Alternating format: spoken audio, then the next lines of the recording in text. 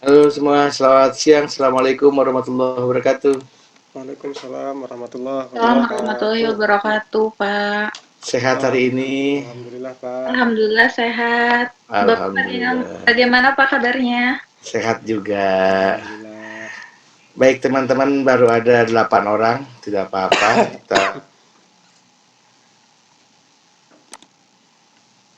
Kita ini mudah-mudahan kita tetap diberi kesehatan.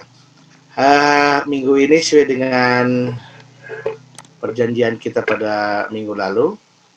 Hari ini teman-teman yang banyak bicara nih tentang apa yang teman-teman temukan di lapangan, kemudian apa yang teman-teman temukan di teori-teori yang ada di jurnal, dan apa apa namanya kedudukan penelitian saudara dalam rangka tersebut. Ya, siapa yang akan mulai dulu hari ini, silakan. Mas Bujung akan memulai, boleh. Pak Mas Elpan juga boleh. Mbak Asri juga boleh. Mas Bujung ya akan mulai ya. Nah, silakan di on kan dulu mikrofonnya Mas Bujung. Sebentar Bapak, ini baru ini Pak, filenya belum rapih Pak, sebentar, mohon maaf. Oke. Itu siapa? Mbak Asri dulu. Mbak Epriliani juga boleh. Untuk filenya apakah harus ditampilkan atau bagaimana Pak? Kebetulan saya sudah beberapa poin-poin pentingnya sudah saya catat sih Pak. Oke, yang ada boleh ditampilkan, yang ada silakan. Ada yang bisa ditampilkan kan Mbak Asri ya?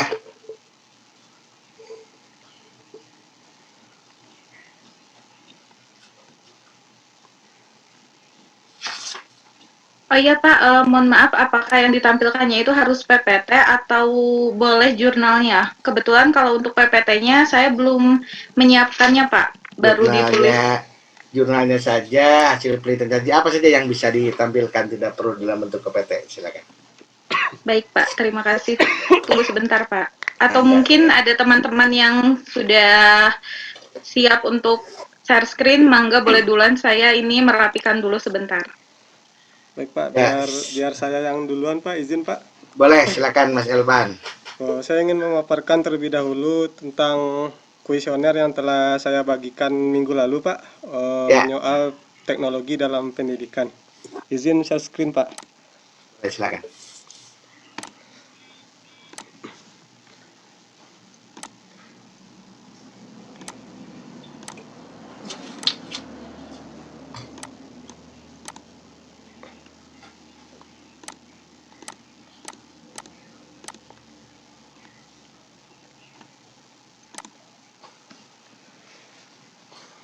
Sudah terlihat teman-teman?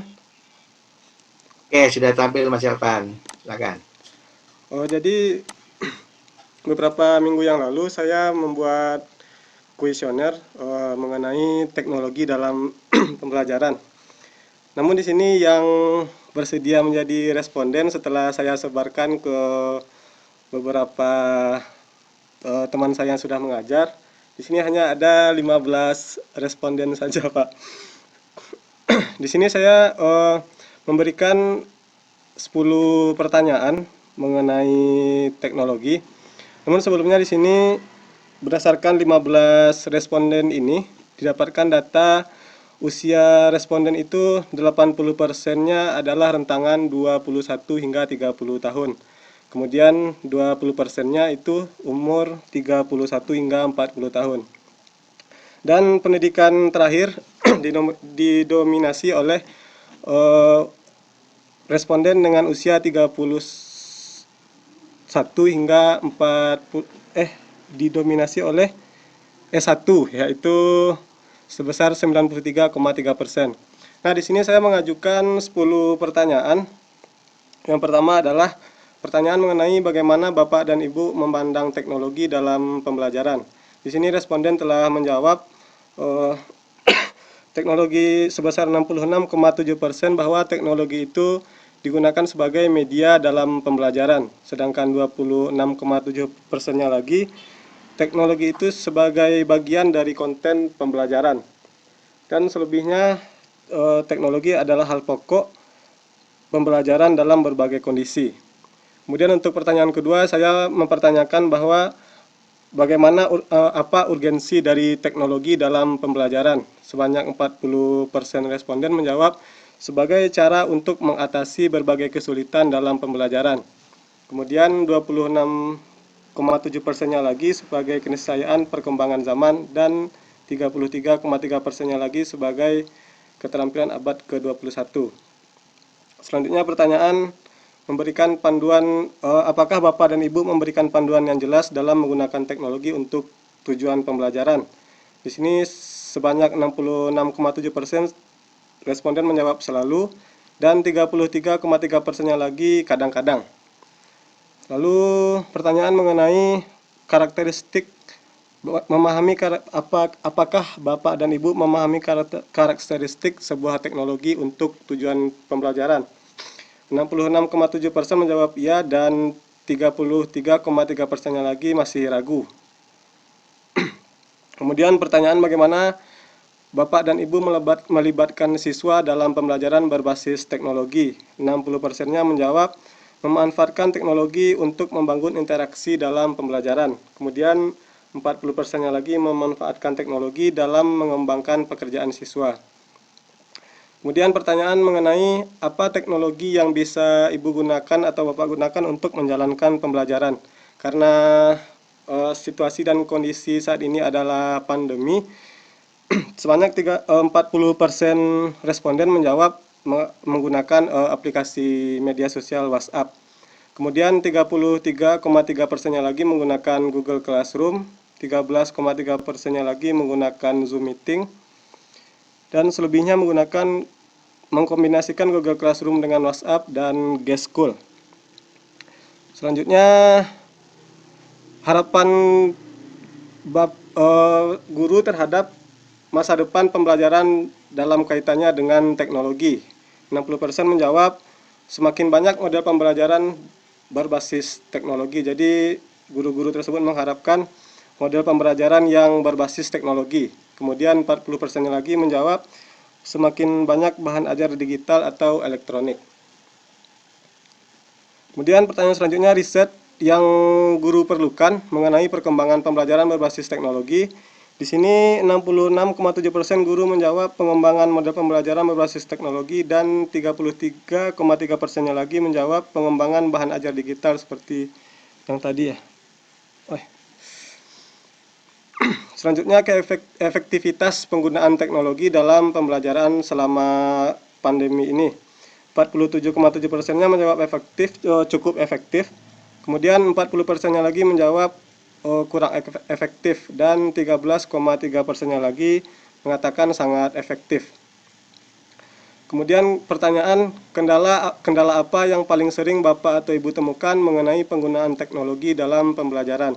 Nah, di sini 42 jawaban, 46,7%, yaitu kontrol terhadap siswa semakin sulit dan kendala yang bersifat teknis. Jadi permasalahan teknis dan mengontrol siswa menjadi permasalahan bagi guru. Kemudian 6,7%-nya lagi menjawab evaluasi pembelajaran semakin rumit. Nah, itu adalah 10 pertanyaan yang saya mengenai teknologi pembelajaran yang saya buat kuesionernya dan diisi oleh 15 orang responden yang tersebar di sekolah-sekolah di Provinsi Sumatera Barat, gitu Pak. Kemudian di sini saya belum membuat kesimpulan dari kuesioner yang saya tulis ini Pak. Namun secara sekilas saya melihat bahwa sebagian besar guru itu memang memanfaatkan teknologi dan memang memerlukan teknologi untuk sebagai alat dan media untuk pembelajaran. Kemudian jika dihubungkan dengan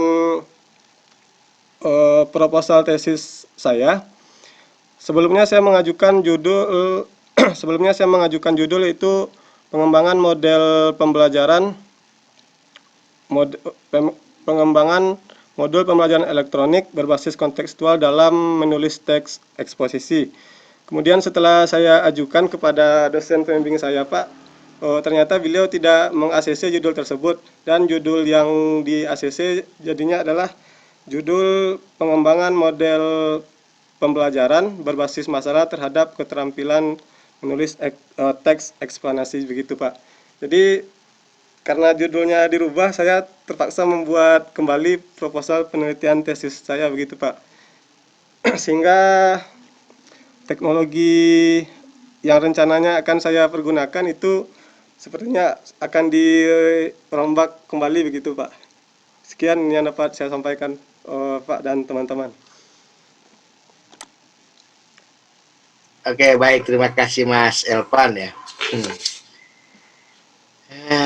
Saya juga tidak bisa apa-apa kalau sudah begitu. Hanya kalau saya sendiri kan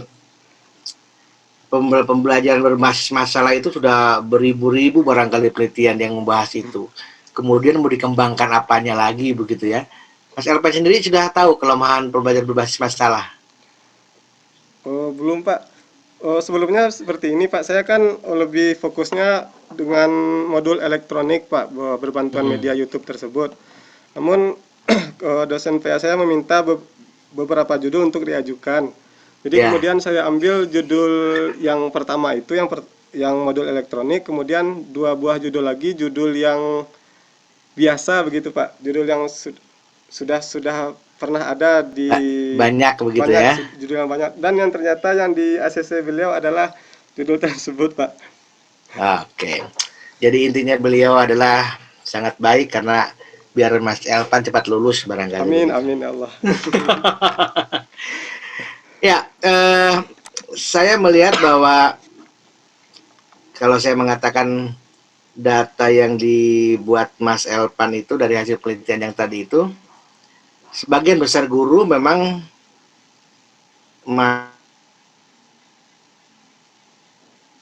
dalam pembelajaran saja begitu. Dan sebagian besar belum menganggap bahwa teknologi itu adalah sebuah life skill gitu. Literasi teknologi itu belum dianggap oleh sebagian responden sebagai life skill. Jadi lebih banyak mereka menganggap teknologi itu hanya bagian pelengkap dari sebuah proses pembelajaran. Jadi hanya digunakan sebagai media ataupun digunakan sebagai bahan ajar tadi dan evaluasi walaupun sedikit. Tapi selebihnya bahwa mereka ya hanya memandang teknologi sebagai media. Kedua, bahwa media pun mereka ingin sesuatu yang teknologi yang hanya berupa model pembelajaran sehingga pemanfaatannya itu lebih ke arah media, dan mereka sepertinya menunggu saja begitu. Tidak ada upaya untuk menciptakan sebuah model yang mereka rilis, mereka kembangkan sendiri disesuaikan dengan situasi dan kondisi lingkungannya begitu. Dan saya pikir itu juga satu profil begitu ya. Jadi arti teknologi bukanlah hanya sedikit orang yang percaya barangkali bahwa teknologi itu adalah sebuah keniscayaan. Tadi memang walaupun ada begitu, tetapi jumlahnya tidak terlalu banyak begitu. Termasuk saya pikir di kita pun masih mengalami hal yang sama. Seolah-olah kita itu belum menganggap teknologi sebagai sesuatu yang menjadi keharusan ya, karena pendidikan kita orientasinya sudah berbeda semestinya begitu. Kalau saya tetap memandang sebuah salah satu paradigma pendidikan khususnya pembelajaran bahasa Indonesia itu ada pergeseran tujuan begitu. Kalau saya memandang ada 4 tujuan utama ketika orang mengajarkan bahasa Indonesia itu. Pertama, mengajarkan komunikasi, iya begitu. Kedua, mengajarkan berpikir, ini juga yang belum banyak disentuh kelihatannya. Ketiga, mengajarkan karakter, dan yang keempat adalah mengajarkan teknologi. Artinya bahwa karena teknologi itu bukan lagi hanya milik segelintir orang, tapi semua orang adalah harus mahir berteknologi. Bagi saya tujuan pengajaran bahasa itu salah satunya adalah bagaimana juga melatihkan literasi digital, melek teknologi begitu. Dan tentu pendapat ini juga tidak banyak disetujui orang ya, tidak apa-apa. Kalau saya mengatakan 4 itu aja gitu. Karena tuntutan zaman sudah seperti itu. Ya, walaupun tadi guru-guru sudah mengatakan mahir berteknologi bagian besar begitu, tetapi kendala teknis juga masih menjadi gangguan kita. Kendala teknis itu juga apakah hanya sekedar jaringan atau hanya sekedar apa, atau bahkan mungkin kalau menurut saya keterbatasan guru terhadap platform yang bisa dipakai dalam pembelajaran juga adalah masalah besar gitu. Yang saya lihat platform yang dipakai hanya WA dan Google Classroom saja begitu ya. Mungkin tidak ada alternatif lain, apakah menggunakan Quizzes, Kelas Dojo begitu ya, Webex, Edmodo dan lain sebagainya, yang sangat banyak sebenarnya platform-platform digital yang bisa dipakai untuk mengembangkan pembelajaran lebih menarik. Dan karena itu juga sejalan dengan nasib Anda begitu, bahwa Anda harus kembali mengubah problem based learning, begitu Mas Elvan?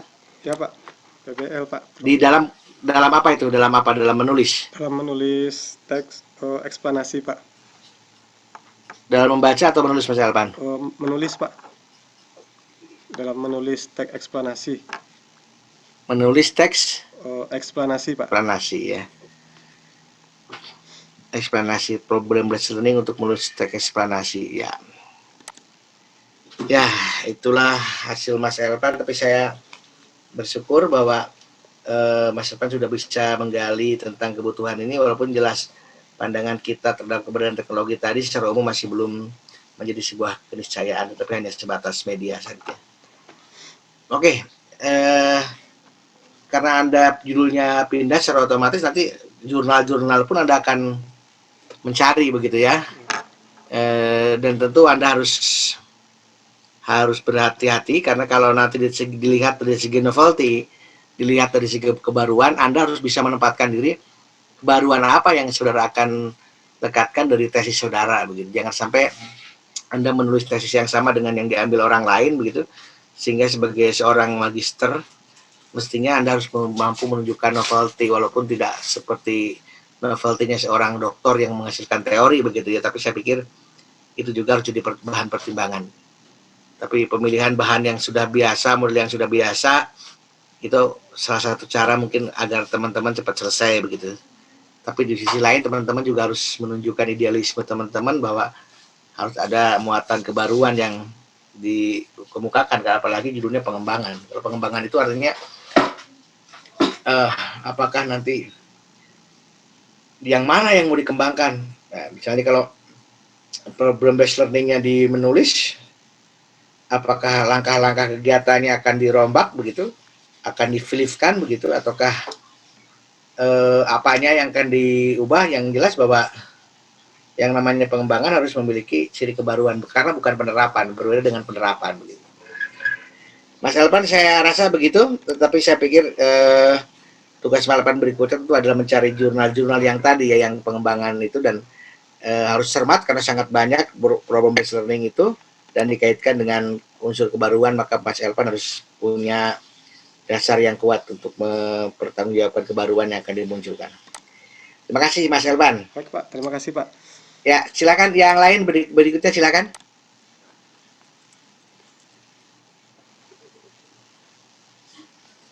Mbak siapa tadi yang sudah siap? Mbak Mas Buyung udah siap? Mas Buyung silakan.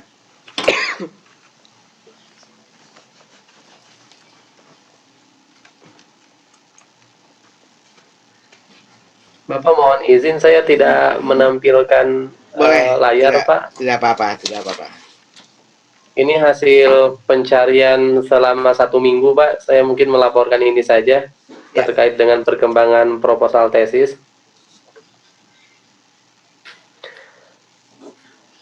Ya Pak, saya mengangkat isu tentang naratologi dalam novel Indonesia kontemporer serta pemanfaatannya sebagai bahan ajar daring untuk apresiasi sastra Pak.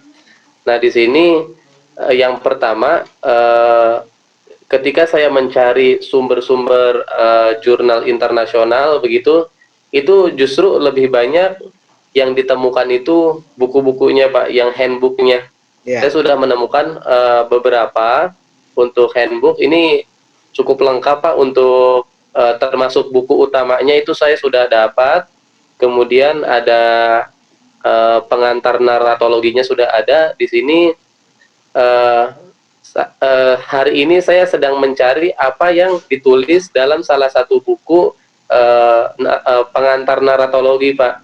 Jadi di dalam buku pengantar naratologi ini dia apa namanya memaparkan tentang recent studies, ada reference untuk kita meneliti tentang naratologi, kemudian ada research centers-nya. Nah, ini yang saya sudah catat, Pak, untuk ditindaklanjuti setelah ini. Nah, saya jujur, Pak, curhat begitu setelah membaca berbagai literatur, khususnya yang buku-buku dalam bahasa Inggris, itu masih kesulitan menempatkan di mana posisi penelitian saya, karena ini apa namanya secara teoretis saja banyak perbedaan gitu, rumusan naratologinya itu berbeda, Pak. Jadi yang satu strukturnya begini, yang satu begitu, dan itu dipertentangkan. Itu saya masih membacanya, Pak, untuk itu. Kemudian untuk yang artikel itu kebanyakan saya menemukan itu sebatas penerapan dari salah satu teori yang si peneliti ini gunakan. Misalnya dia merujuk ke teori naratologinya A, itu saja yang digunakan. Jadi kebanyakan seperti itu, Pak, untuk artikel yang saya dapatkan begitu. Jadi sejauh ini saya sudah menemukan beberapa handbook dalam bahasa Inggris dan beberapa artikel dalam bahasa Inggris juga. Adapun yang di Indonesia itu tidak jauh berbeda dengan artikel dalam bahasa Inggris.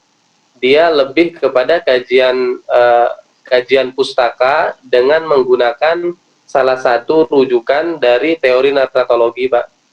Nah, di sini karena tesis saya juga sekaitan dengan menggunakan salah satu teori naratologi, ini mungkin daya pembedanya mungkin yang perlu saya lebih gali lagi, Pak, unsur kebaruannya mungkin di situ, Pak. Apa kalau apa namanya saya memanfaatkan ini sebagai bahan ajar itu juga diperhitungkan sebagai hal baru, Pak, karena sejauh ini saya belum melihat pemanfaatan teori ini digunakan sebagai bahan ajar, khususnya bahan ajar daring, Pak, begitu. Ya, ya bahwa penelitian itu sudah diradasi oleh sebuah masalah sebenarnya ya, sebuah masalah yang berarti Mas Buyung bagi saya harus berangkat dulu gitu. Naratologi itu apa sih, kalau apakah sebuah tuntutan dalam kurikulum atau apa begitu? Kalau dikaitkan dengan kurikulum, ini ada implikasinya terhadap teori-teori sastra atau struktur dari teks naratif, Pak. Kalau di sekolah itu, kalau tidak salah di kelas 11 SMA, itu ada kita mempelajari misalnya novel atau cerpen. Di situ ada unsur intrinsik yang kita populer. Lebih dalam lagi, misalnya ada unsur plot atau sudut pandang. Nah, di situ ada implikasi dari teori naratologi. Sebetulnya kita bisa mengeksplorasi bagaimana penceritaan atau naratologi ini dieksplor gitu ya, teorinya, supaya kita lebih saya ingin memanfaatkan ini agar kita itu kalau punya ide itu mudah untuk menceritakannya, Pak. Begitu tujuan saya. Jadi itu implikasi ke itunya seperti itu, Pak. Bahwa Anda masalah yang nyata yang ditemukan di lapangan, apa ini masalah nyatanya? Secara ini, Pak, yang pertama ya, setelah saya membaca itu, yang pertama masalahnya kalau dalam segi kurikulum itu saya merasa saya membaca begitu, Pak, bahwa ada yang rumpang. Artinya misalnya dalam textbook bahasa Indonesia kelas 11 itu hanya memahami atau mendefinisikan sudut pandang itu orang pertama dan orang ketiga. Nah, itu saya kira akan membatasi kreativitas para siswa ini dalam mengapresiasi sastra, padahal ada beberapa atau ada ragam lain selain sudut pandang 1 dan 3, dan itu akan mempengaruhi gaya penceritaan seorang pengarang dalam menulis. Yang kedua, dari segi teks itu sendiri, teks naratif. Jadi sejauh ini saya membaca satu referensi, Pak, bahwa teks sastra itu dikaji terlalu jauh dari sastra itu sendiri. Misalnya meminjam teori sosiologi, meminjam teori postkolonial, meminjam teori psikologi begitu, atau bahkan meminjam teori feminis, tetapi ini terlalu jauh dari sastra itu sendiri. Nah, disinilah saya ingin mengembalikan bahwa naratologi itu disebut dengan anak kandungnya ilmu sastra. Untuk memahami teks sastra itu, ya cara atau pisau analisis yang paling tajamnya itu saya kira di naratologi ini. Itu secara teksnya ya Pak. Kemudian yang kedua, novel itu Pak, kan karena saya mengangkat novel, novel itu tidak dibatasi oleh panjang cerita, sehingga pengarang bisa bebas menceritakan penokohannya, karakternya sebanyak apapun. Nah, beberapa novel yang saya angkat itu memang sangat kompleks Pak, dalam alurnya, banyaknya penokohan dan lain-lain. Nah, itu dirasa akan sulit kita memahami tanpa kita tahu mengenai tanpa kita mengupasnya dengan struktur naratif ini atau naratologi ini, sehingga kita dapat mengetahui bagaimana cara pengarang memadukan segala peristiwa yang dia bangun dengan berbagai penokohan dan karakter, sehingga cerita itu bisa menyatu, bisa membuat makna yang besar begitu Pak. Nah, ini saya ingin mengkajinya di dalam hal itu untuk mengupas makna secara naratologisnya, Pak. Ya, jadi nanti naratologi itu Anda gunakan untuk membedah novel ya, atau apa? Iya, Pak. Nanti yang dijadikan bahan ajar adalah hasil dari kajian itu, Pak. Hasil dari kajiannya ya. Ya. Ya, barangkali Mas Buyung nanti harus benar-benar pandai mempertahankan bahwa ini adalah sesuatu yang penting gitu ya. Ya, ada hal-hal yang sifatnya itu harus ditonjolkan bahwa penelitian naratologi sebagai bahan ajar ini sesuatu yang bisa dipakai untuk menyelesaikan masalah apa begitu. Ini yang menjadi ini tingkat kepentingannya begitu.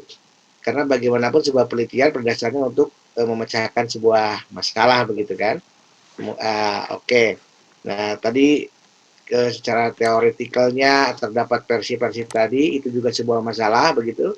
Kemudian kalau kajian yang selama ini dilakukan dengan berbagai macam pendekatan keluar dari sastra itu urusan berikutnya, karena itu juga akan mendatangkan bagi saya pandangan lain, perbedaan-perbedaan ya, karena orang mendekati karya sastra itu tidak sebatas menganggap sebagai karya sastra begitu. Tetapi ketika dia mengkaji karya sastra dengan berbagai macam sudut pandang, itu salah satu cara untuk orang mengenalkan sastra, sebenarnya salah satu caranya begitu ya. Dan tentu apakah itu keluar dari sastra, itu akan menimbulkan perdebatan yang cukup signifikan sebenarnya begitu.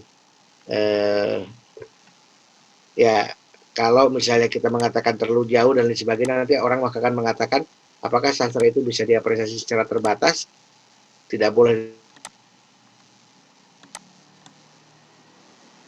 tetap paradigma, tapi itu boleh disajikan, tapi tetap Anda mencantumkan sumber-sumbernya ya, sumber-sumbernya, sehingga dan Anda harus menjadi memperkuat itu dengan asumsi-asumsi yang juga didasarkan kepada teoretikal gitu.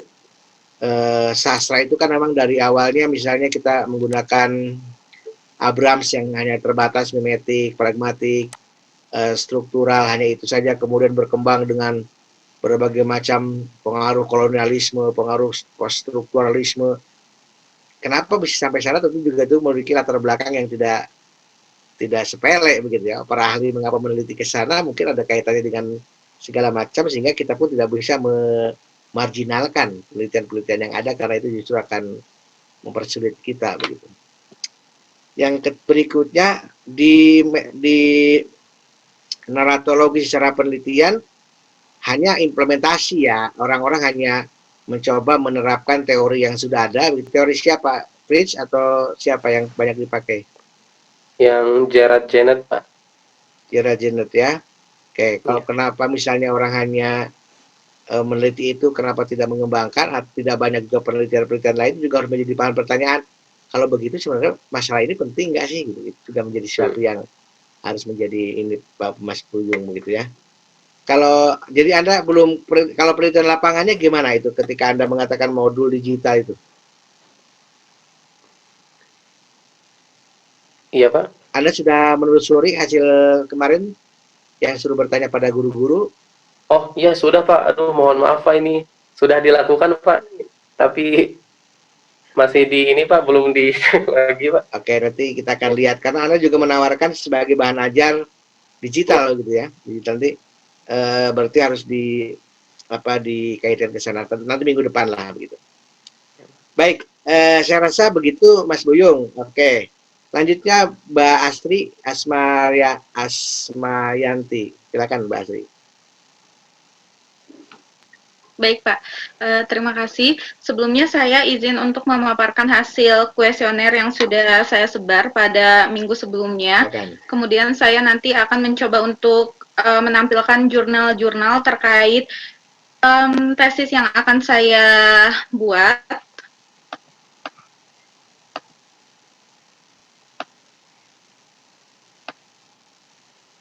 Sudah terlihat Pak?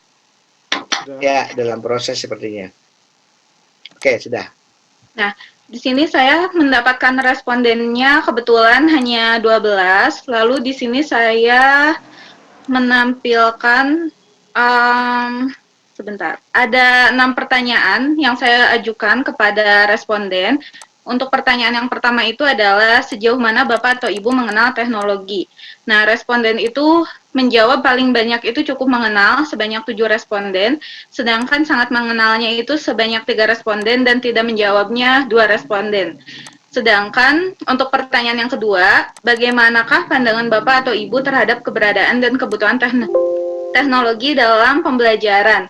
Di sini hanya 1 responden yang menjawab penting dan sangat penting itu 10 responden. Jadi lebih banyak yang menjawab bahwa keberadaan teknologi, kebutuhan teknologi dalam pembelajaran itu sangatlah penting. Pertanyaan ketiga, berada di posisi manakah kecakapan Bapak atau Ibu dalam menggunakan teknologi? Di sini yang banyak menjawab itu di tingkat menengah atau semenjana sebanyak 7 responden. Jika dipersenkan itu berarti lebih dari 50%, sedangkan yang mahir hanya 4 responden. Pertanyaan keempat, bagaimanakah kemampuan Bapak atau Ibu memanfaatkan dan menggunakan teknologi dalam pembelajaran? Di sini setelah saya analisis setiap jawaban responden, hampir semua jawaban tersebut itu merujuk pada satu pernyataan yang sama gitu. Seluruh responden berpendapat bahwa mereka sudah cukup baik menggunakan teknologi dengan menggunakan beberapa aplikasi dasar. Jadi di sini aplikasi dasarnya itu seperti Excel, kemudian Microsoft, lalu WhatsApp, itu untuk aplikasi dasar yang digunakan oleh para responden. Di sini saya menampilkan beberapa aplikasi. Kebetulan untuk pertanyaan yang kelima ini saya memberikannya itu berupa uraian singkat gitu. Jadi saya memberikan kebebasan kepada para responden untuk menuliskan aplikasi-aplikasi apa sajakah yang pernah atau yang sering mereka gunakan terlepas dari situasi pandemi. Di sini 10 responden itu menggunakan Google Classroom. Ini khususnya lebih ditekankan di situasi pandemi saat ini. Kalau untuk yang Google Classroom.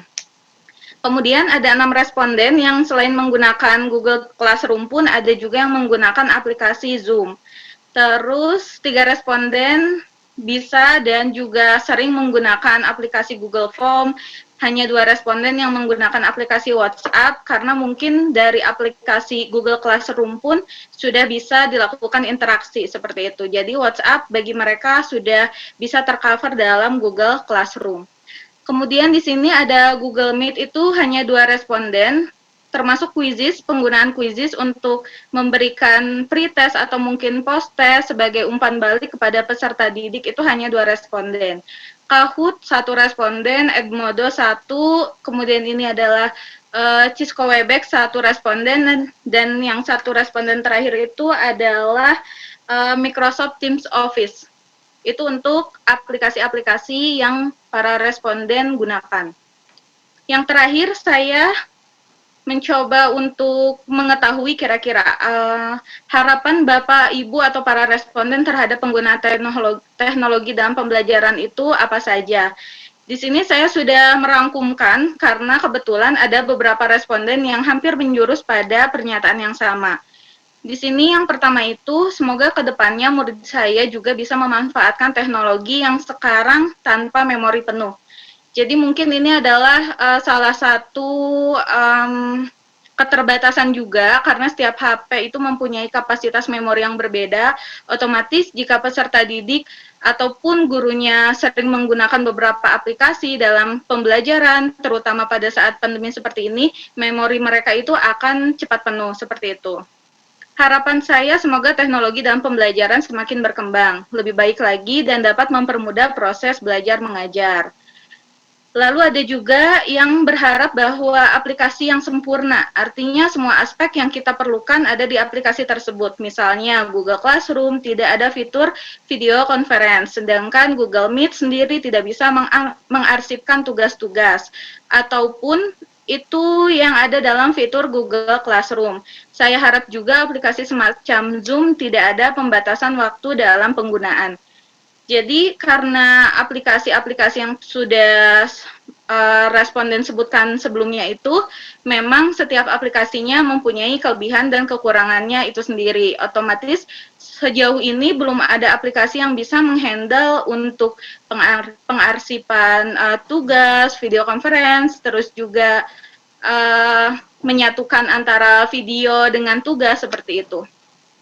Ada juga yang berharap bahwa teknologi dalam pembelajaran itu mudah diakses.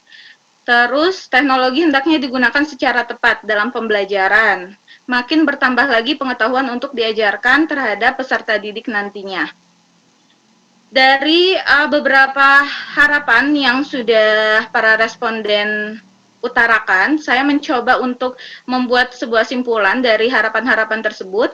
Di sini ada 3 poin penting. Yang pertama itu adalah penggunaan teknologi memang diperlukan dalam dunia pendidikan karena mampu mempermudah tugas pendidik, terutama di situasi pandemi. Yang kedua, masih sedikit pendidik yang paham dan mampu menggunakan aplikasi penunjang pembelajaran. Itu saya simpulkan dari beberapa aplikasi yang sudah digunakan oleh responden. Kemudian dilihat juga dari seberapa mahir para responden menggunakan teknologi. Dan yang terakhir itu adalah penggunaan aplikasi yang menunjang pembelajaran tidak bisa dielakkan lagi. Apalagi di situasi pandemi seperti ini yang mungkin tidak tahu ya Pak kapan akan selesainya, otomatis dalam pendidikan itu pasti harus menggunakan aplikasi yang bisa menunjang agar proses pembelajaran tetap berlangsung dan kompetensi tetap tercapai. Itu mungkin untuk kuesioner yang sudah saya coba sebarkan.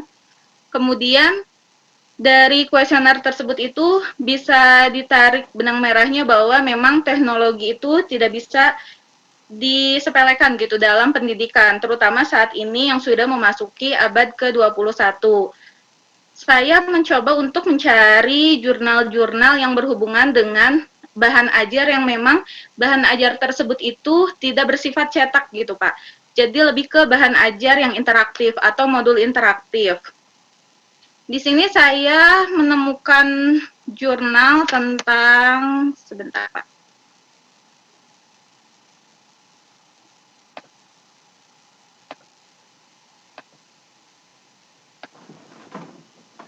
Di sini yang pertama itu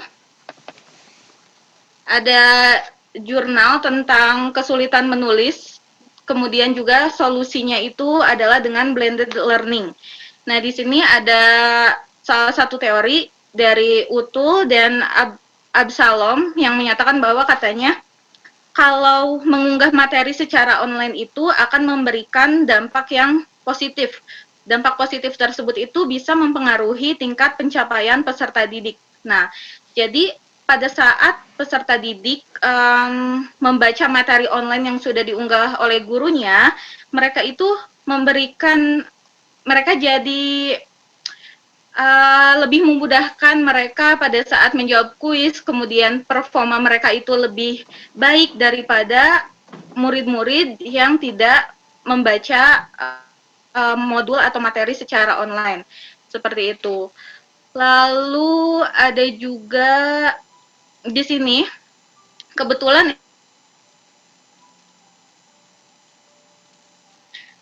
ini ada poin yang cukup menarik, yaitu bagian teknologi dan pendidikan.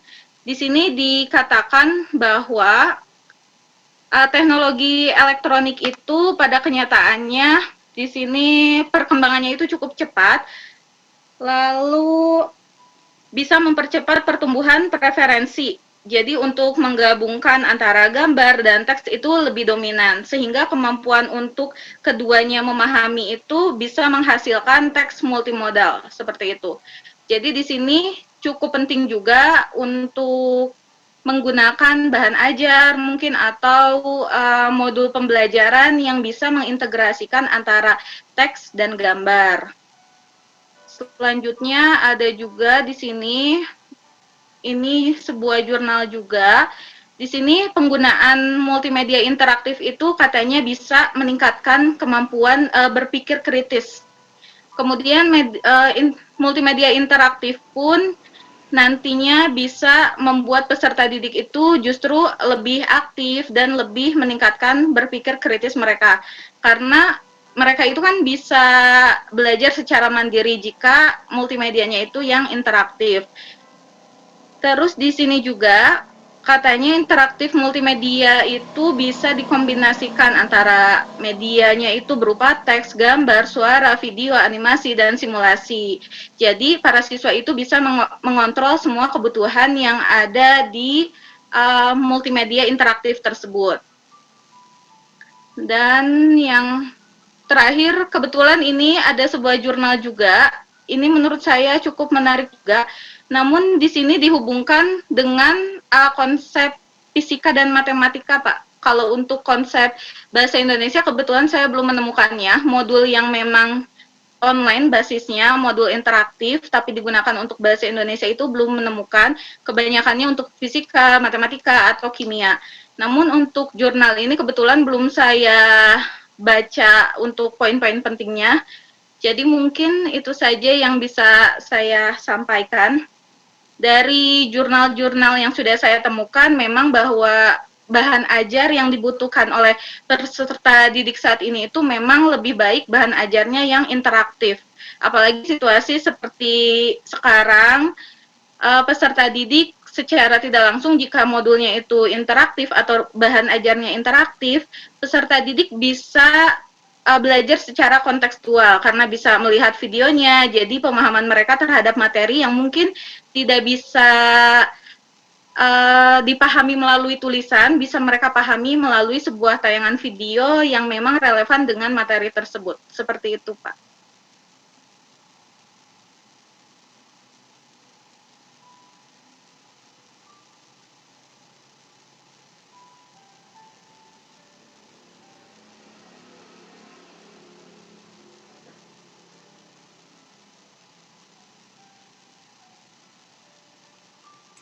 Ya, terima kasih.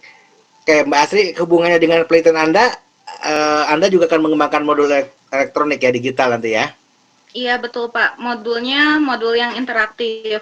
Kebetulan saya pernah melihat, Pak, di Instagram itu ada seseorang yang memang mengembangkan e-modul, yang mana e-modul tersebut itu adalah interaktif, bisa mengintegrasikan antara link-link YouTube, link-link suara, jadi tinggal diklik-klik saja.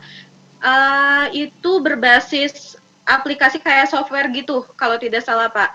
Namun template-nya itu sudah ada, tapi masih template kosong. Jadi kita itu hanya tinggal menuliskan materi, bahan ajarnya di situ, kemudian kita tinggal mendesainnya seperti apa bahan ajar itu sendiri. Begitu, Pak. Ya, Ya, memang salah satu gerakan pendidikan di dunia saat ini barangkali ya itu yang Anda sebut tadi dengan multimodality ya. Multiliterasi dan multimodality di, mohon maaf, di jurusan kita sendiri kayaknya masih banyak ditolak itu. Multiliterasi dan multimodality. Saya sudah menulisnya sejak tahun 2005 itu. Ya, kenapa seperti itu? Karena tadi berbagai penelitian menunjukkan bahwa saya mengatakan pengajaran membaca itu bukan hanya lagi bisa mengajarkan mereka untuk berkomunikasi, tapi lebih jauh mengajarkan berteknologi dan mengajarkan berpikir tadi kan. Maka dikatakan kalau menggunakan bahan digital itu bukan hanya dia menguasai kompetensi yang hubungannya dengan bidang keilmuan, tetapi juga ke thinking itu gitu kan. Thinking, kemudian ke communicatingnya, kemudian ke literasi teknologinya. Nah itu yang menjadi dasar kenapa misalnya gerakan multiliterasi dan multimodalitas menjadi sesuatu yang harus diterapkan dalam pembelajaran. Yang kedua bahwa multimodalitas tadi kenapa harus interaktif? Karena orang belajar kan berbeda-beda. Ada yang hanya menggunakan auditori, ada yang cepat paham dengan tekstualnya, ada yang cepat paham anak kalau misalnya dia menonton video, ada juga yang mungkin lebih konsentrasi kalau dia hanya membaca, hanya teks saja. Maka menyajikan bahan ajar yang sifatnya multimodal itu pada dasarnya kita sudah menjembatani perbedaan siswa gitu. Karena siswa datang ke sekolah dengan karakteristik yang berbeda, kebutuhan yang berbeda dan potensi yang berbeda pula. Kita mengenal gaya-gaya belajar anak-anak itu kan tidak sama. Dan kita tugas guru adalah memfasilitasi semua anak yang punya gaya belajar yang berbeda dengan gaya pembelajaran yang disuguhkan dengan berbeda pula. Sehingga timbullah nanti di situ dengan istilah flexibility learning gitu. Belajar secara fleksibel disesuaikan dengan kebutuhan individu dan ujung-ujungnya akan terbangunlah bagaimana pendidikan dikembangkan berdasarkan potensi masing-masing anak. Bukan hanya satu kemampuan tetapi pada potensi gitu. Karena setiap orang, setiap anak juga punya bekal, punya sesuatu yang disebut dengan potensi tadi yang berbeda-beda. Jadi saya pikir ini adalah sesuatu yang bisa nanti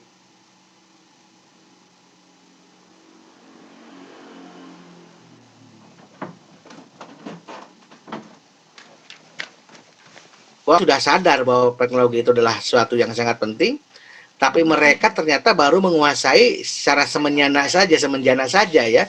Itu pun pada aplikasi-aplikasi dasar.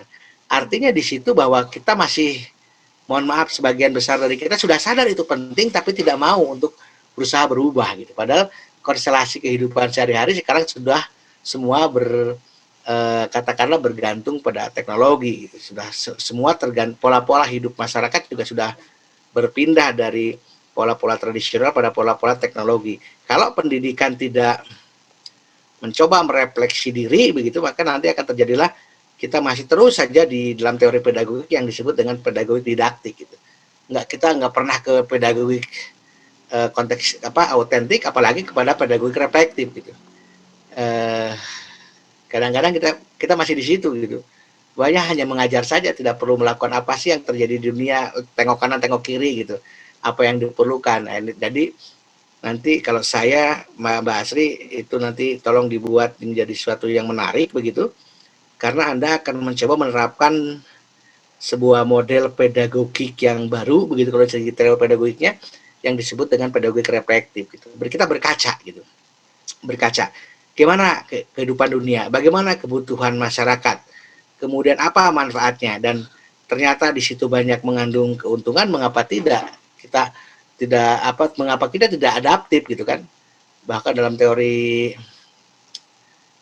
Ki Hajar saja kan di situ ada konvergensi bagaimana pendidikan itu harus menerima segala sesuatu yang baik begitu, walaupun nanti ujung-ujungnya disaring dengan budaya yang kita miliki. Jadi unsur etika, unsur moral, unsur apa tetap masih dipertahankan.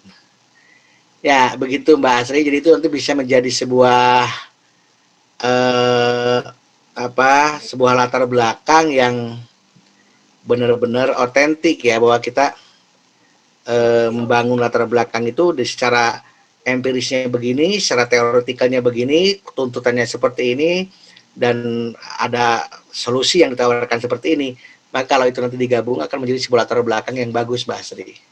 Yang tidak hanya mengatakan, ya yang tidak berdasarkan bukti ya. Saya banyak menemukan latar belakang yang tidak berbasis pada bukti dan fakta, sehingga latar belakangnya menjadi asal-asalan begitu. Tujuan saya seperti itu sebenarnya, menyajikan seperti ini itu. Baik, begitu Mbak Asri. Nanti Mbak Asri apa yang mau dikembangkan, analitis apa tadi, analisis? Yang dikembangkannya itu Pak, kalau untuk judul saya itu kan sebetulnya pengembangan bahan ajar menulis teks eksplanasi dengan model ADDIE berbasis pengalaman. Jadi sebetulnya yang dikembangkannya itu nanti bahan ajarnya produknya lebih ke modul interaktif, karena betul menurut Bapak tadi itu bahwa modul itu bisa menghandle semua karakteristik siswa. Kebetulan saya juga sudah mendapatkan satu teori yang menyatakan bahwa modul itu memang sangat mewadahi kecepatan belajar siswa yang berbeda-beda. Karena dengan modul itu, siswa yang mungkin kecepatannya lebih tinggi, mereka akan lebih cepat merespon dan bisa lanjut ke kegiatan selanjutnya. Sedangkan jika siswa yang memang kecepatannya itu masih rendah, kecepatan belajarnya, mereka itu bisa mengulang sampai siswa tersebut itu betul-betul paham. Seperti itu. Ya, itulah sebenarnya yang dimaksud dengan mastery learning kan. Selama Indonesia itu kan dari 2004 itu selalu menggemborkan kita itu mastery learning, pembelajaran tuntas gitu. Tetapi ternyata ketuntasannya dipaksakan. Maka salah satu yang fungsi modul sebenarnya tadi menjembatani mastery learning dengan benar-benar sesuai dengan apa adanya karakter siswa itu. Ya. Oke, nanti tinggal itu dikaitkan dengan kontennya ya, kontennya dengan teks eksplanasi seperti itu. Tapi saya pikir kalau ADI itu kan hanya desain interaksional saja kan sebenarnya, hanya model cara mengembangkan sebuah model kan, mau ADI mau pakai Azure yang itu kan hanya satu jenis model pengembangan instructional learning begitu kan, model pengembangan saja sebenarnya. Tapi yang itu cara-cara harus kebutuhan ini itu kenapa seperti itu. Nah, ini bisa menjadi sesuatu yang di AI itu, dianalisis kebutuhan itu gitu ya, Mbak Asri begitu. Oke, saya rasa itu Mbak Asri. Jadi Anda sekarang sudah mulai bisa menulis latar belakang dengan sesuatu yang berisi begitu, bukan latar belakang yang sifatnya kosong begitu. Ya, baik, Pak. Itu yang akan menempatkan penelitian Anda menjadi sesuatu yang penting. Oke, satu lagi deh, atau dua lagi boleh, silakan siapa yang akan menampilkan berikutnya.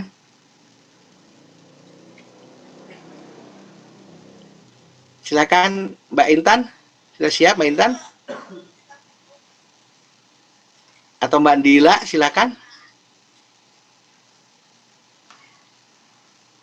Jadi praktis hari ini sudah ada Asri, sudah ada Mas Buyung, sudah ada Mas Ervan, dan kalau saya sendiri jujur saja bahwa Anda itu nanti menghasilkan penelitian harus memberikan warna pada kondisi pendidikan di Indonesia ya, karena orang sering bertanya begini, Indonesia itu masalah kok nggak selesai-selesai gitu. Karena jangan-jangan ibarat menebang pohon, orang itu membacok pada batang yang sama gitu, dan tidak menambah kedalaman serta tidak menambah atau membacok pada batang yang sama dan tidak menambah kedalaman, atau membacok pada batang yang berbeda sehingga si pohonnya nggak tumbang-tumbang. Nah, kenapa saya ingin teman-teman memberikan perbaikan itu karena tujuan saya adalah bacoknya di tempat yang sama boleh gitu dan harus begitu, tetapi semakin membacok itu semakin tajam, semakin dalam sehingga pohon masalah yang terjadi di Indonesia itu bisa selesai gitu. Atau kalau dikaitkan dengan teori gunung es itu, penelitian kita itu kan hanya melihat yang tampak-tampak saja, tetapi tidak pernah membabat akarnya gitu.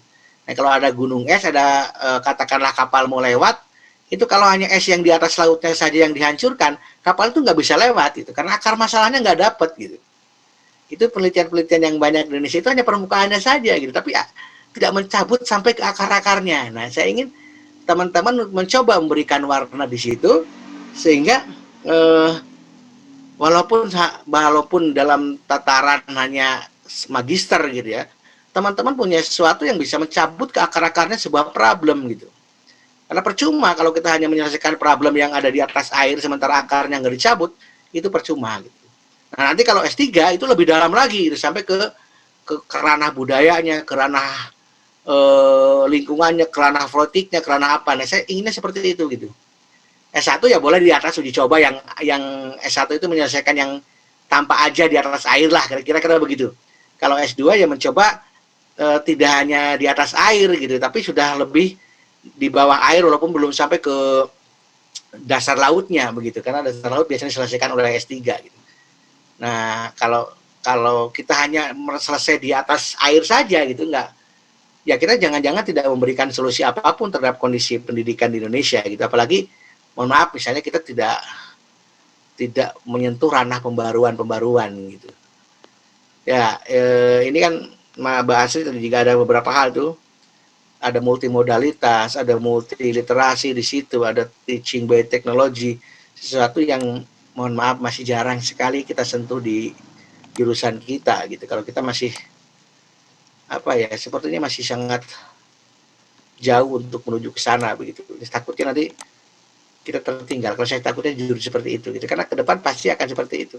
Apalagi kalau dikaitkan dengan problematika penggunaan bahasa sehari-hari. Bahasa itu kan sudah tidak bisa lagi hanya bahasa tulis yang ada secara formal gitu ya, tetapi bahasa sudah disajikan dengan sangat stylish bergantung pada medianya. Di YouTube begini, di Facebook begini, di WA begini, di laman begini, di ya macam-macam. Karena bahasa sangat beragam gitu.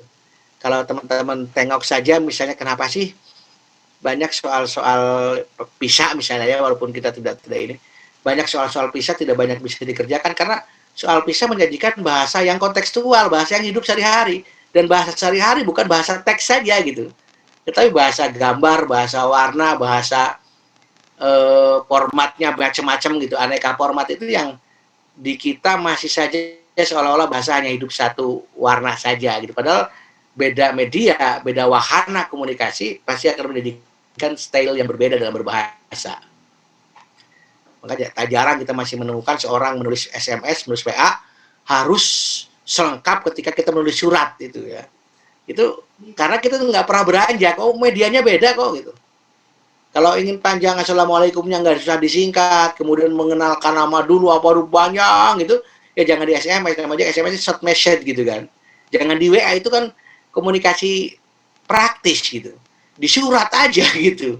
Itu kan masih banyak orang yang belum sadar sehingga ke ketepatan teknologi digiring dibawa balik lagi ke awal itu juga satu yang akan menyebabkan mohon maaf tidak menghilangkan etika sebenarnya, tapi kan tidak perlu juga kita terlalu sangat feodal dengan urusan etika gitu kan. Assalamualaikum gitu ya, nama saya bolehkah saya ya Bapak bisa bimbingan jam berapa, itu kan selesai, tidak perlu saya bla bla bla panjang lebar. Kalau saya yang panjang lebar jawab ok gitu aja, ok yeah gitu. Ya beda sarana komunikasinya lah gitu. Tolong pandai menyesuaikan diri dan menempatkan diri pada tempatnya. Oke, ada lagi satu lagi teman-teman, silakan. Mas Elvan sudah, Mas Boyung sudah, Mbak Asri sudah, Mas Andri ada, Mas Andri? Halo Mas Andri, Mbak Fatimah ada? Wah ini besok kalau kuliah harus nyala semua nih kameranya. Hadir Pak. Hadir. Yo, siapa yang mau komentar silakan. Saya coba Pak, boleh Pak? Boleh, silakan Mas Andri. Bentar Pak. Silakan.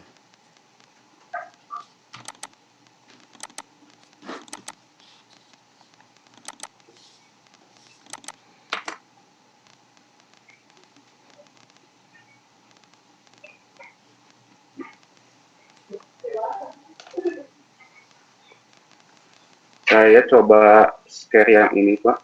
Ya, silakan. Nah, yang ini sudah kelihatan Pak. Ya, boleh. Yang ini Pak sudah kelihatan ya. Ya. Ya, jadi Bismillahirrahmanirrahim. Assalamualaikum warahmatullahi wabarakatuh. Waalaikumsalam warahmatullahi wabarakatuh. Judulnya yang seperti sudah saya sampaikan waktu itu Pak, kaitan dengan prinsip kerjasama GRACE. Jadi saya mencoba analisis terlebih dahulu, kemudian hasil analisisnya saya coba susun menjadi sebuah bahan ajar. Tugas yang Bapak sampaikan mengenai angket dan jurnal internasional, ini saya coba salah satunya saja Pak. Jadi Coba ditampilkan dari judulnya, ini nggak terbaca di judulnya nih. bentar Pak, Ya. stop dulu Pak, coba dulu.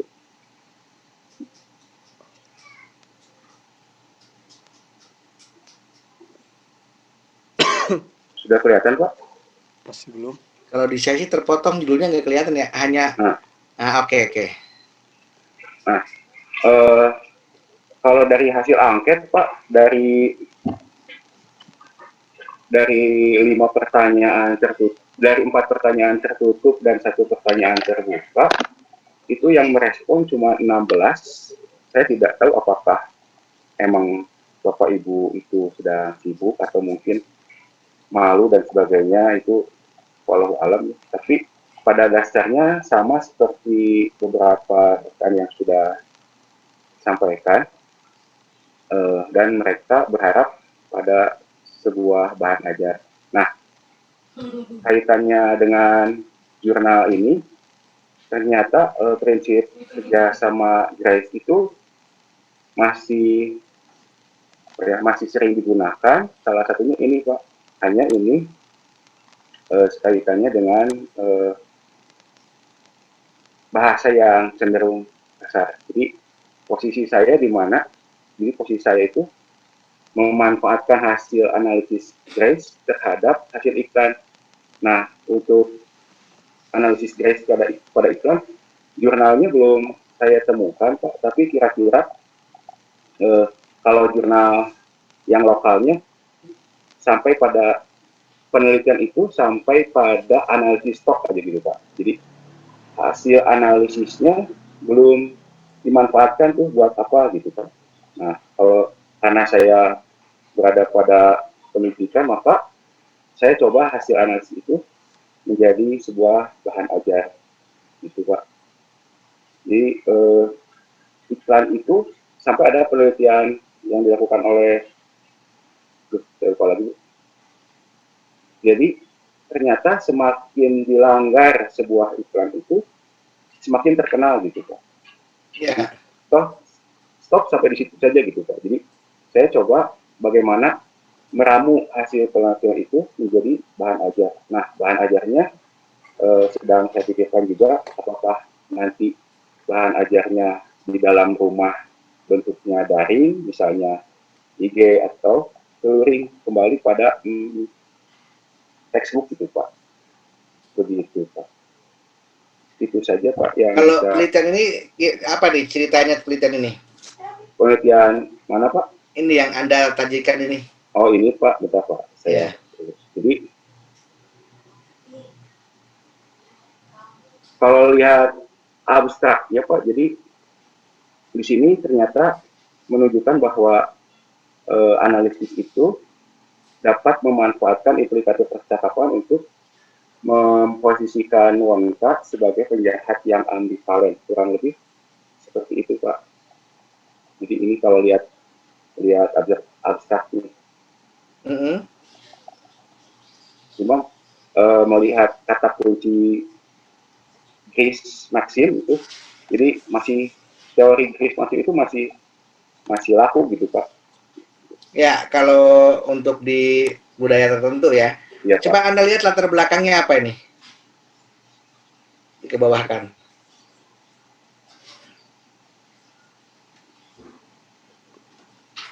Ini Pak ya? Ya.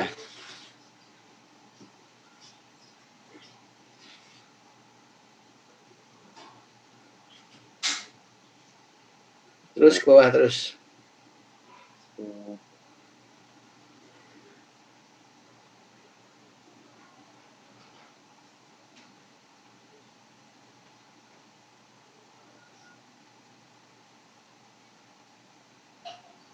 Ini kemungkinan besar tentang tindak kekerasan verbal, Pak.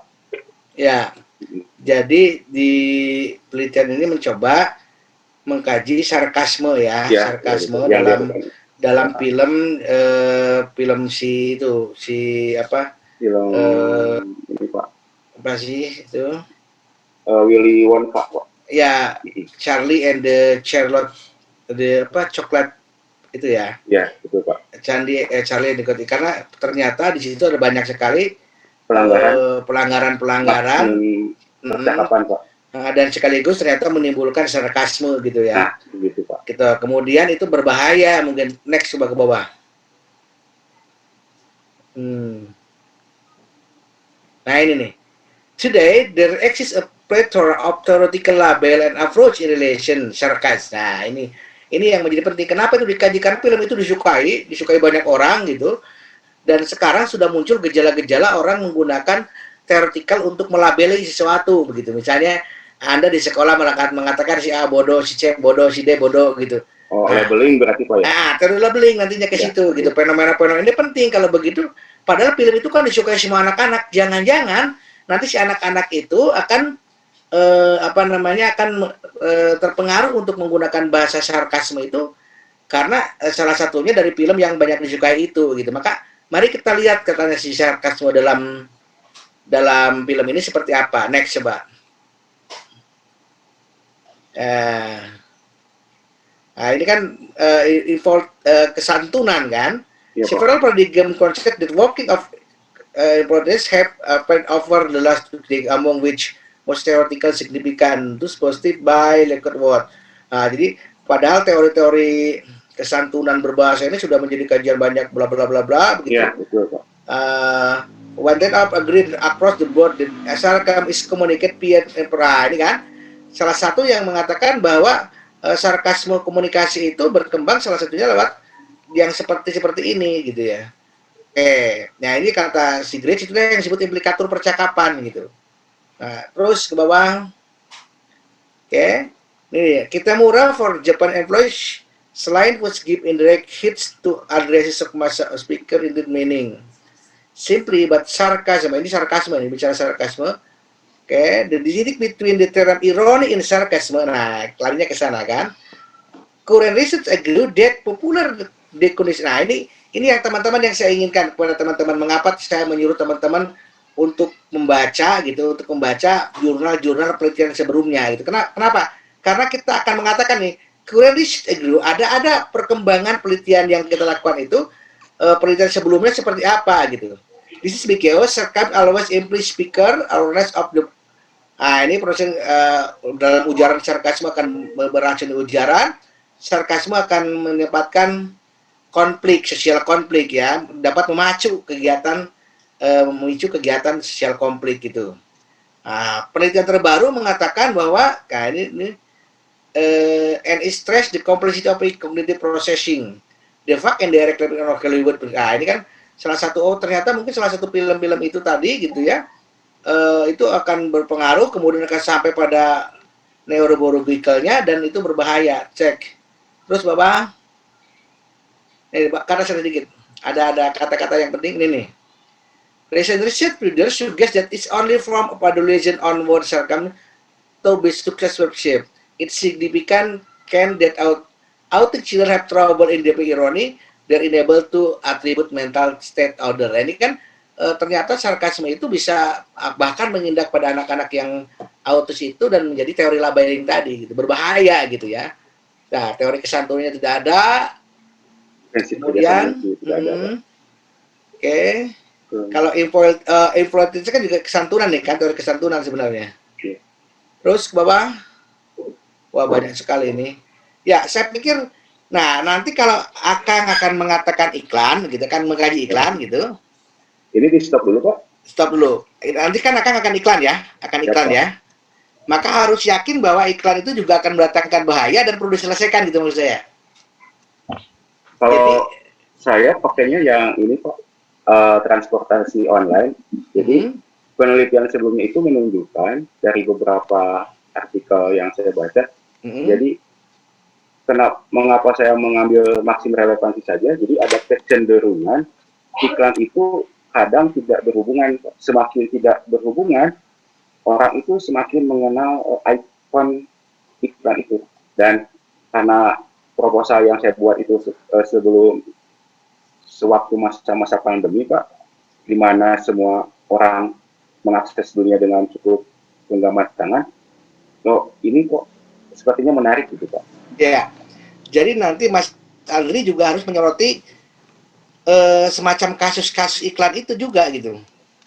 Maksud saya di latar belakangi oleh karena adanya penipuan, adanya iklan-iklan palsu, pembohongan-pembohongan publik yang menyebabkan orang merasa rugi, itu kan the problem. Gitu. Problem yang disebabkan karena bahasa iklan itu ternyata tidak memiliki maksim relevansi, kan begitu kan? Ya, Pak. Jadi itu harus menjadi dasar gitu. Bahwa penelitian kita ingin menyelesaikan itu gitu. Nah sekarang gimana nih di Gojek gitu ya? Iya, Pak. Gojek, Pak. Apakah Gojek juga melakukan hal yang sama gitu misalnya seperti itu kan? Nah kita kaji sampai nanti kita bisa menemukan, oh ternyata kalau Gojek juga bisa menimbulkan persepsi yang berbeda dan kesalahan-kesalahan, itu artinya berbahaya karena akan banyak orang tertipu dengan iklan di Gojek itu, sajian-sajian di Gojek itu gitu. Disuruhnya ya segala macam ya, misalnya mudah apa segala macam, tapi ternyata ada hal-hal yang tidak sesuai sehingga banyak orang dirugikan dengan pola komunikasi itu begitu. Mungkin ada ini Pak, syarat dan ketentuan berlaku yang disembunyikan, yang sengaja disembunyikan. Nah itu kan sesuatu yang bisa menipu seorang pengguna iklan katakanlah itu Gojek atau karena apa gitu. Karena kenapa? Karena ternyata semua punya syarat dan ketentuan. Iya, syarat dan ketentuan, sebuah akal-akalan tertentu.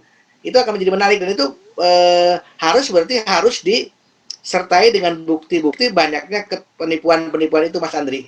Oh iya, siapa? Adanya gejala penggunaan iklan yang tidak memenuhi relevansi akan menyebabkan banyaknya ini begitu kan.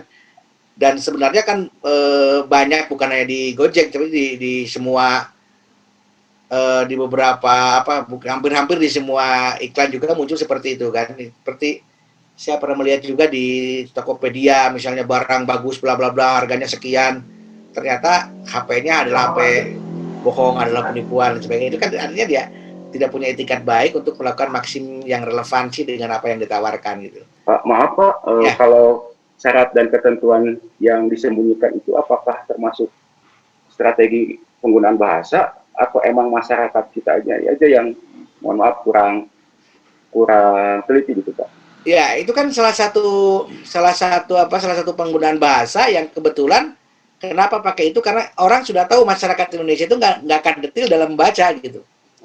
Tertarik dengan yang manis-manis begitu, ternyata di dalamnya banyak hal yang tidak manis gitu. Kita kan kadang-kadang perjanjian atau apapun nggak pernah baca tuntas tuh, karena tangan aja begitu ya, percaya aja ya gitu. Padahal itu sesuatu yang mungkin sangat menipu gitu. Sama lah dengan yang jualan buah di pinggir jalan, coba teman-teman lihat. Buah duku manis Palembang 5.000 tulisnya. Ternyata kecil di bawahnya, setengah kilo gitu kan, kurang ajar itu. Itu kan salah satu bentuk pelanggaran maksim Pak ya. Pelanggaran maksim kan gitu. Tapi kenapa? Karena kita senangnya lihat yang gede-gede aja, nggak lihat yang kecil gitu. Nah itu kan hubungannya dengan budaya, sebenarnya hubungannya dengan budaya, dengan tadi problematika di masyarakat begitu Mas. Nanti dan itu menjadi bahan pembelajaran life skill gitu. Life skill nih hubungannya dengan keterampilan hidup, kecakapan hidup. Bahwa ada berpikir kritis, berpikir analitis di situ, bahwa sebuah wacana disajikan bukan tanpa tujuan. Sebuah wacana lahir dari sebuah adanya tujuan. Nanti itu bisa dipakai di teorinya wacana kritis ya. Sebuah wacana itu tidak hadir dengan kekosongan, tapi dia punya sesuatu yang disembunyikan, sesuatu yang disengaja disusun oleh penulisnya begitu. Nah salah satu yang menjadi penyembunyian itu tadi mungkin maksim caranya. Jadi harus sampai ke sana. Jadi penelitian kita juga bukan hanya membekali anak-anak dengan pengetahuan tentang bahasa, tetapi juga dipraktikkan dalam kehidupan sehari-hari, bahwa kita harus berpikir lebih realistis, berpikir lebih teliti, lebih analitis begitu. saya pikir Mas Andri harus sampai sana nanti ininya, latar belakangnya, bahwa menandakan ini itu penting kita teliti gitu. Karena kalau tidak penting buat apa gitu, buat apa? Berarti Pak mengambil contoh-contohnya juga dari teks-teks yang berada sekitar ya Pak ya. Misalnya Iya, tadi dari harus ada di sekitar 5.000 tapi yang kecilnya setengah gitu. Ya, kasih setengah yang itu aja di sekitar kita, sehingga penelitian Anda itu benar-benar kontekstual gitu, bukan penelitian yang mengawang-awang gitu. Penelitian yang mengawang-awang itu kan banyak ya, rendah-rendah. Termasuk naik gratis, turun bayar gitu Pak ya. Nah, itu kan sesuatu yang permainan bahasa itu kan tidak sesuai dengan maksim itu juga gitu. Oh, siap Pak. Perlu kecerdasan, perlu apa? Itu problematika sehari-hari dalam penggunaan bahasa gitu. Dan banyak orang tertipu di situ. Itu problem. Misalnya sekarang bayar, besok gratis. Nah, sekarang, nanti sekarang bayar, besok gratis lagi. Nah, itu tolong dikaji itu. Sehingga ya, saya senang dengan penelitian seperti ini karena kita tidak terbatas dengan educating gitu ya, tapi benar-benar menyentuh inilah problematika reflektif kita. Jadi kalau dalam bahasa pedagogik saya menyebutnya itu sudah mulai pedagogik autentik, sudah hampir ke reflektif gitu. Dan mestinya begitu. Yang diajarkan itu tidak boleh tidak dipakai dalam kehidupan masyarakat gitu. Harus ada kesejalanan apa yang diajarkan dalam kelas dengan apa yang terjadi di masyarakat. Barulah dikatakan pendidikan bisa mengubah perubahan zaman. Pendidikan mengubah dunia. Tapi kalau yang diajarkan dalam kelas bertentangan dengan yang atau tidak ada hubungannya dengan apa yang terjadi di lapangan, apa fungsi pendidikan gitu. Yang ada pendidikan yang digusur oleh keadaan zaman, bukan pendidikan yang memperbaiki keadaan zaman. Oke, ya mencerdaskan masyarakat, mencerdaskan siswa dan mencerdaskan semua gitu. Oke, saya pikir begitu ya Mas. Nanti disusun dengan cukup hati-hati dan berikan contoh-contoh nyata sehingga orang contoh-contohnya yang di sekitar kita aja Pak ya, yang tadi saya ya, sehingga kita mengatakan bahwa ini adalah sesuatu yang penting gitu. Karena kadang-kadang kita menyebut penting tapi tidak bermanfaat dalam kehidupan, itu sesuatu yang tidak penting. Ya, Mas Buyung begitu juga Mas Buyung kan, Mas Elpan ya, kita belajar nih penting tapi nggak dipakai, nggak penting jadinya gitu. Ya, saya banyak belajar sinus kosinus kangen kok kangen gitu ya. Kan tidak dipakai itu, yang kepakainya hanya kangen kok kangen aja gitu, kangen kok kangen gitu ya. Oke. Baik, ada lagi teman-teman yang lain? Baru 4 nih. Ya, jadi minggu depan masih ada lagi beberapa orang lagi yang harus menyajikan. Mudah-mudahan yang saya tidak memberikan ilmu apa-apa pada teman-teman, tapi mari kita coba berpikir bahwa penelitian yang harus dilakukan itu penting, ada dasarnya, ada faktanya, dan kita punya kebaruan, dan sesuatu itu bisa memecahkan masalah, bukan hanya masalah sebatas naik tidaknya nilai siswa, tapi lebih memecahkan masalah-masalah yang ada kaitannya dan dalam dunia kehidupan itu. Tempatkan penelitian Anda itu penting, karena kalau tidak penting akan mudah digoyang-goyang gitu. Nah, kalau sudah tidak penting buat apa diteliti gitu, kadang seperti itu. Kalau saya sering mengatakan seperti itu. Thank you very much. Ada pertanyaan silakan.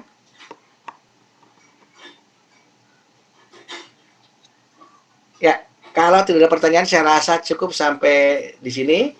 Nanti yang minggu depan lagi 4 orang lagi, mudah-mudahan harus lebih siap ya. Mudah-mudahan sehingga kita punya dalam berproses ini kita semakin paham bahwa apa yang kita lakukan haruslah bermanfaat bagi diri kita, bagi orang lain, dan bagi masyarakat kita. Begitu juga riset kita. Problematika bukan sesuatu yang hanya diuraikan, tapi problematika adalah sesuatu yang harus kita pecahkan dengan strategi dalam jitu apa yang kita bisa berikan sumbangan. Tugas pendidikan adalah bukan mempelajari dunia, tapi mengubah dunia. Terima kasih. Selamat siang. Assalamualaikum warahmatullahi wabarakatuh. Waalaikumsalam warahmatullahi wabarakatuh. Terima kasih Pak. Ya, mangga, sama-sama. Saya izin pamit ya teman-teman ya. Ya Pak, terima kasih Pak. Terima kasih. Semangat selalu. Sehat-sehat juga. Amin. Assalamualaikum.